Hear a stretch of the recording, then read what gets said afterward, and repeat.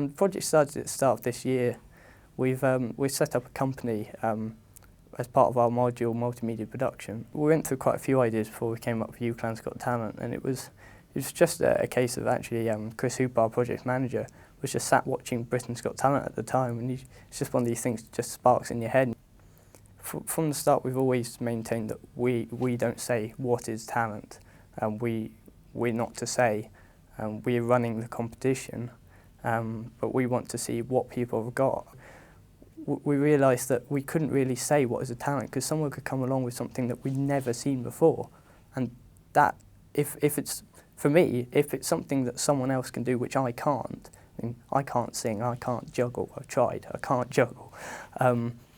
That's a talent to me because it's something that someone can do which I can't. So the winner, first off they get the share of £1,000 cash prize, which is for the winner themselves £600, £300 for second place, £100 for third place.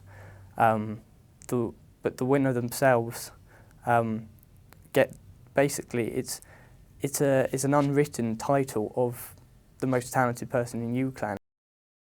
All of the finalists are being entered in the Uni's Got Talent competition, and each act who performs at our final, that is basically their audition for Uni's Got Talent. We wanted to fit in as many finalists as possible, and depending on what their act was, someone juggling, for example, it's quite a short act and they can't do it for very long, which is good for us because that means that we'd be able to fit more people in the final because their acts take less time. I think everyone in the competition is very talented. We wanted it to be a variety of acts, but thankfully the public came through for us in that we wanted a variety of acts, and that's who they voted through. We have 5 singers who are in the final. We also have a comedian. We have a couple of dancers. There's also a guy who juggles frisbees, Frisboy. I think he was very popular by looking around the uni. You couldn't walk into a computer room without seeing people looking at UCLan's Got Talent auditions, and most of the time you'd see his video up there. My talent in this competition is freestyle frisbee. It's quite an obscure sport. I don't think many people in the UK have ever heard of it. And basically it involves doing tricks with a frisbee. So rather than just the standard game of throw and catch that most people might play with their dogs in the park, freestyle frisbee is all about, you spin it on your finger, you pass it between your legs, you roll it across your arms, do trick catches. It's very free in what you can do. There's thousands of moves. You can invent your own moves, develop it in different ways.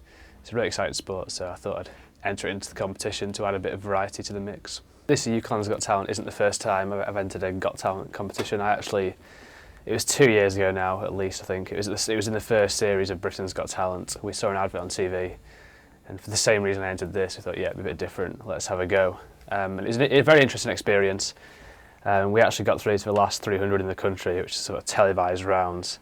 And at that stage, it went slightly downhill for us, sadly, because we were performing in front of the 3 judges and the live audience there. And about 15 seconds into the routine, we had a drop. We dropped the frisbee to the ground just out of nerves. And as soon as we made that one drop, all 3 judges hit the buzzers. Simon Cowell sat there and told us that frisbee is better with dogs, to quote. We had a good experience on that show. Ant and Dec, we met them for a bit, and they absolutely loved frisbee. They loved what we did, so that was encouraging. But yeah, it was a good experience. Hopefully UCLan's Got Talent will live up to that. It's probably the first time I've entered a frisbee competition on my own, because I also play freestyle frisbee with my best friend Joe, and we discovered the sport together. So all along we've played together, practiced together, and probably if we weren't playing together all that time, we never would have been able to encourage each other in our development of the game. Because Joe is not a student at UCLan, I had to enter it on my own for the first time, which was a bit different because you're trying to perform on your onesie rather than with someone else, and it's a bit more difficult. A few minutes ago, before I did this interview, I actually got a phone call from the organisers of the tournament to say that I have got through to the final. So I can answer that question saying that yes, it feels very good. It's good news. Really pleased.